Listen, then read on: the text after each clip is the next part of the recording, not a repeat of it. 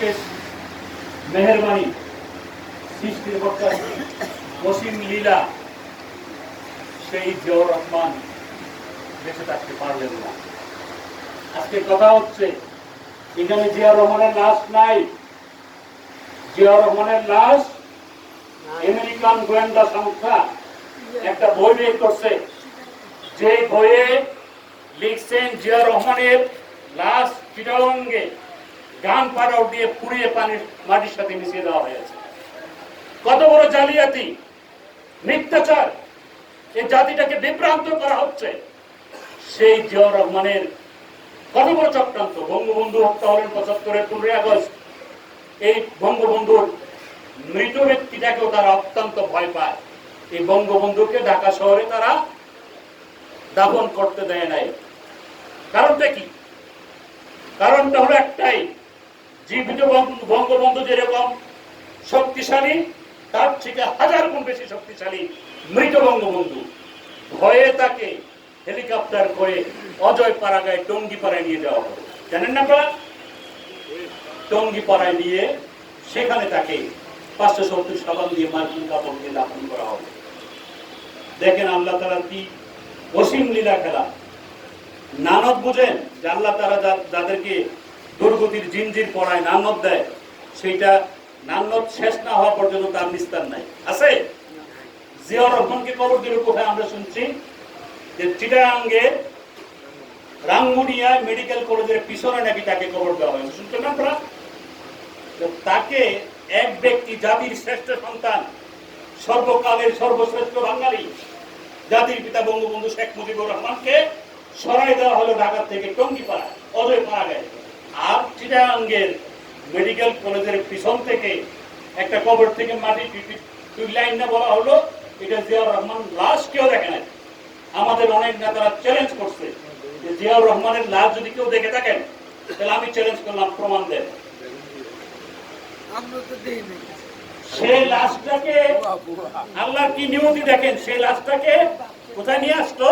আইনটা ঢাকার মেইন কেন্দ্র, শোনেন, ঢাকার মেইন কেন্দ্র আমাদের জাতীয় সংসদ ভবনের পিছনে, সেখানে মাটিতে গাড়া হলো। বলা হলো এটা জিয়াউর রহমানের মাজার। আরে বেটা, মাজার কি বুঝো? হ্যাঁ, মাজার কারে কয়? আচ্ছা, মাজার ঠিক আছে, কবর। আল্লাহ কি হিসাব! বঙ্গবন্ধুকে ঢাকা থেকে সরিয়ে দেওয়া হলো, সরিয়ে দিয়ে জিয়াউর রহমানের লাশ এখানে নিয়ে আসা হলো। এই জিয়াউর রহমানের লাশ এখানে নিয়ে আসা হলো। আজকে জিয়াউর রহমানের লাশের উপরে কি হয় দেখেন, নানত দুর্গতি। আপনারা এখন যান, কটা বাজে? ৯:৩০। জিয়াউর রহমানের কবরের পাশে যত আকাম কুকাম আছে হচ্ছে, যত আকাম কুকাম হচ্ছে। কত বড় দুর্গতি, কত বড় তার দুর্ভাগ্য কপাল! মানুষ আমরা জানি কবরস্থানে গিয়ে দোয়া পড়ে, নামাজ পড়ে, কোরআন তেলাওয়াত করে, কত কিছু করে। আর সেই কবরে রাস্তার ফকিন্নিরা যত আকাম কুকাম সেখানে করে। মিথ্যা কথা বলছি? এখন আমি প্রমাণ দিতে পারবো যদি আপনারা।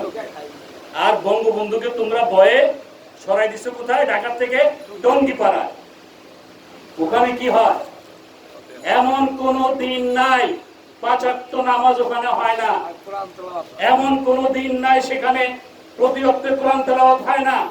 এমন কোন দিন নাই বঙ্গবন্ধু আত্মার মাগফিরাত কামনা করে দোয়া হয় না। আল্লাহর কি নিয়তি দেখছেন, কি বিচার! চিন্তা করা যায়? যতদিন পর্যন্ত এই জিয়াউর রহমানের অন্যায়ের দুর্গতির সীমা অতিক্রান্ত না করবে, আল্লাহ তাআলা এরকম নামনত, এরকম মানে নামনত তাকে এই কবর দিতে থাকবে। বিএনপির বুদ্ধি হওয়া উচিত, সবাই বুদ্ধি হওয়া উচিত। জাতির কাছে ক্ষমা চেয়ে এই জিয়াউর রহমানের কবর, এখান নামদারি কবরটা এখান থেকে সরাই দিতে পারলে জিয়াউর রহমানের নামটা কিছু কম। আমার এই সদ্য বড় ভাই জার্মানি, দীর্ঘদিন জার্মানি ছিলেন, বিভিন্ন দেশে গিয়েছেন, ১০০-র উপরে উনি দেশ ভিজিট করেছেন। ওনার এক বন্ধু কানাডায় থাকে, ওনার এক বন্ধু কানাডায় সেটেল, নাম হলো মুক্তিযোদ্ধা আনোয়ার, যুদ্ধাহত বীর মুক্তিযোদ্ধা। এই মুক্তিযোদ্ধারা কার কথায় যুদ্ধে গেছে? জিয়াউর রহমানের কথায়। বঙ্গবন্ধু ৭ই মার্চের ভাষণে উজ্জীবিত হয়ে যুদ্ধে গেছে, স্বাধীন করে আসছে। সে যখন বঙ্গবন্ধুকে হত্যা করা হলো, দুঃখে কষ্টে এই দেশে ছেড়েছে চলে গেছে। তারপরে যখন জিয়াউর রহমানকে মেরে ফেলা হয়েছে, তার বছর খানেক পর উনি কানাডা থেকে বাংলাদেশে আসছে 88-তে। আসার পরে তার দেখেন তার যে মনের কষ্ট, বঙ্গবন্ধু মেরে ফেলছে, জিয়াউর রহমানের শেষ চলে গেছে, আর মানে আর দেশে আসে নাই। জিয়াউর রহমানকে হত্যার পরে সে বাংলাদেশে আসছে। আয়সা তার বন্ধু বান্ধব প্রায় 100-150 বন্ধু বান্ধবকে সে দাওয়াত করছে যে তোমরা, আমি আসছি, তোমরা আমার দুপুরবেলা আমার সাথে তোমরা খাওয়া। তো কানাডা থেকে আসছে সবাই, ভালো মন্দ, আপনার তো এত ভালো মন্দ খাবার আমাদের ছিল না, পোলাও কোরমা বিরিয়ানি ছিল, আমরা তো ভাত খেয়ে দিয়ে পাইতাম না। হ্যাঁ, কত কষ্ট। 3 বেলার জায়গায় 2 বেলা, 2 বেলা 1 বেলা, একটা গ্রামের মধ্যে, একটা মহল্লার মধ্যে 2-1টা লোক ছিল ভালো খেতে পারতো। আর সবাই, আমি দেখছি আমার ফ্যামিলিতে ভাতের মার গুলোও চেয়ে অনেকে দিয়েছে। গায়ে কাপড় ছিল না, শ্বশুর বাড়িতে যাবে, চাচা তোমার পাঞ্জাবিটা একটু দাও, আরেক বাড়িতে 1 জোড়া জুতা, চাষি চাচার কই